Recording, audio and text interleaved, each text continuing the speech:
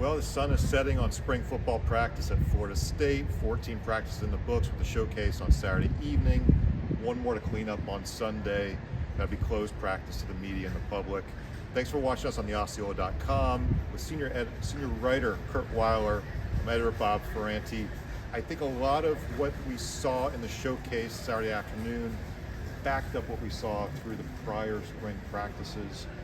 Speed at receiver, DJU impressing gradually through the spring. Defensive ends impressing. Strong run game. Strong run game too. Trey Benson's gone, but things still look really, really good.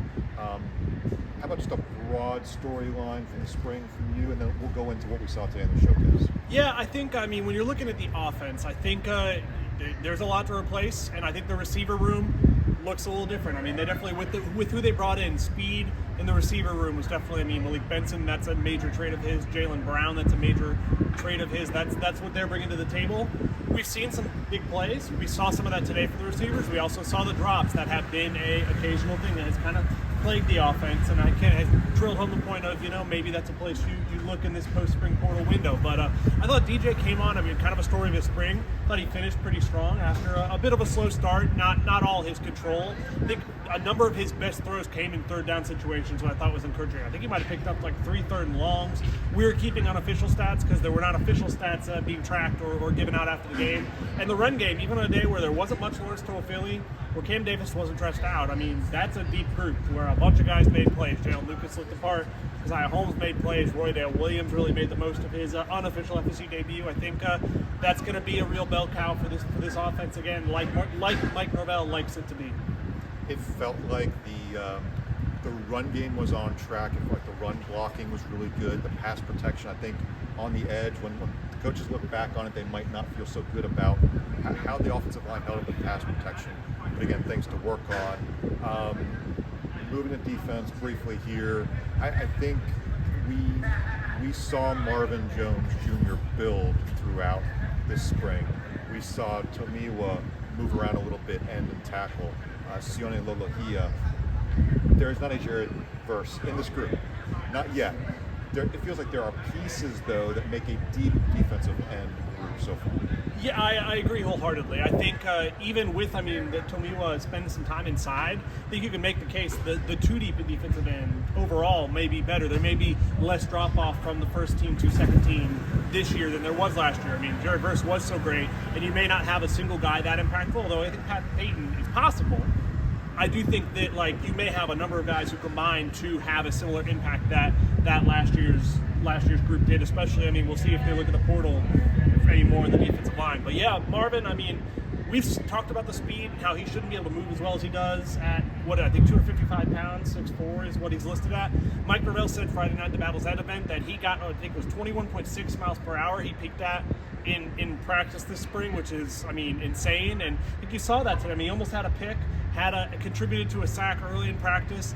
Him and Pat Payton is quite a pass rush duo. It seems like after 15 or 14 spring practices, that hand in the dirt, more traditional defensive end, it feels like it fits him maybe a little better than the outside linebacker Georgia had him playing. They're more or less similar, but there are some differences, and it feels like he has really come into his own this spring playing that role. It seemed like there was a lot of competitive receiver DB activity. Yep. I think we saw a number of pass breakups today at all 3 levels, which very nice to see. A couple of guys said, hey, we should have had that interception. I think AZ was wanting that takeaway. Marv almost had one too. So good back and forth. There was some special teams we saw. I think Ryan Fitzgerald made all but one kick that he pushed to the right. Mastro was booming the punt. Again, no official stats, but we'll have some numbers for you on the Osceola.com. Kurt was tracking the quarterbacks. You remember with Trevor Jackson, he was really rushing to duty. He's still 17 years old. Keep what you saw there in perspective, kind of when you think about what Trevor did. Well, it's a shame we didn't get to see Brock. It's a shame we didn't get to see Luke Kromenhoek, because I think Luke has had moments where he's been very impressive for a true freshman, and I feel like Brock, we've seen Brock take a bit of a step. I felt like he was responding pretty well to the DJ Uyunglele challenge early in spring, but I think the good news is that it sounds like both of them are going to be back and rolling in time for summer, and it will be a problem that all come preseason. They should be back to 4 strong. Turquoise jerseys, really looking good, looking sharp. Some of you may not agree with us, but I think we are both fans. Don't add us. the basketball team has worn them a lot. Yep. As part of the Seminole Heritage, honoring the Seminole Heritage collection with those games. Something that we'll look forward to see. It sounds like they are coming for sale. So They were on sale last fall. football. Yeah. Oh, really? Okay. They put them on sale for fans. They just didn't wear them. Yeah, I've seen fans walking around wearing them. So they may not still be out there, but I imagine they will be again if you want one. Good.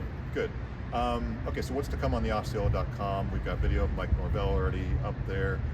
Kurt's got 3 takeaways on the showcase. I almost called it a game. It's a showcase. We'll have more from DJ Uyangale, what he thought about his performance and the receivers. We'll also have some recruiting reaction, a lot of prospects here from 2025 and 2026 classes, checking out the Seminoles.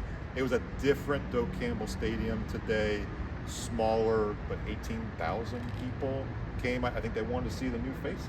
And it was close to capacity. I think capacity was not much over 20 because a lot of the stadium is on an active construction zone and kind of not able to be sat in right now. But still, I think it's understandably a lot of hype, even given all Florida State's losing. So again, if you saw the event Friday night at the Moon, we appreciate you. About 400 fans came out. We thank the Moon for hosting. Jerry Cutts was helping with all the production. We had help from Knowles 247, Ward Chant. Kurt was on the big stage with the round table. Jeff Colhane, Master of Ceremonies. We appreciate him doing that. If you're in town still, Sunday 11 a.m., check us out. Come over to Glory Days, Capitol Circle Northeast. We'll hang out with you. Osceola subscribers, you get a discount on your lunch.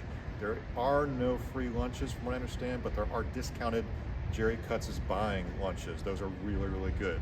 So again, we hope you appreciate watching the channel. Hope you've enjoyed all of Kurt's practice reports, the videos, the highlights. We'll have more as transfer portal season really heats up here. It is open. It is active with Greedy Vance in. We'll see what transpires Sunday and then going into the week. But again, for senior writer Kurt Weiler, I'm Bob Ferranti. Thanks for watching. If you like these kind of videos, like, subscribe.